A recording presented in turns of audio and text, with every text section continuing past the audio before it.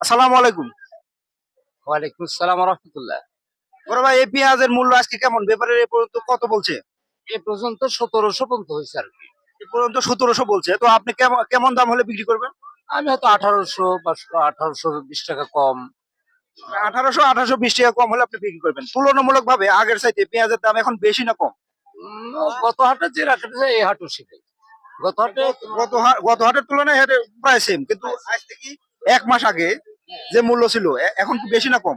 ১ মাস আগের চেয়ে এখন ওই একই দাম আছে, কিন্তু এর আগে যে রেটটা ছিল ওটার চেয়ে বেশি হয়েছে আরকি। পেঁয়াজের বর্তমানে যে মূল্য সে অনুযায়ী আপনাদের যে উৎপাদন খরচ মানে জমি থেকে উৎপাদন করে এই পর্যন্ত নিয়ে আসি আপনার কি লাভ হচ্ছে? না, পয়সাই উঠে না। এই অনুযায়ী সরকারের কাছে আপনাদের কোনো আবেদন আছে? অবশ্যই আবেদন আছে।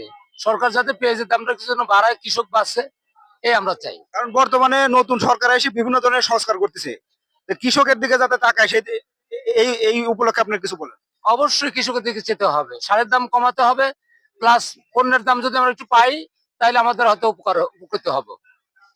ওকে, থ্যাংক ইউ। আঙ্কেল, পেঁয়াজের দাম কত বলতেছে? ১৭০০ করে বা ১৭০০। আপনাদের আপনাদের এই পেঁয়াজ জমি থেকে যে খরচ পড়ছে এই পর্যন্ত নিয়ে আসতে, সে অনুযায়ী আপনি কি সঠিক দাম পাচ্ছেন? না।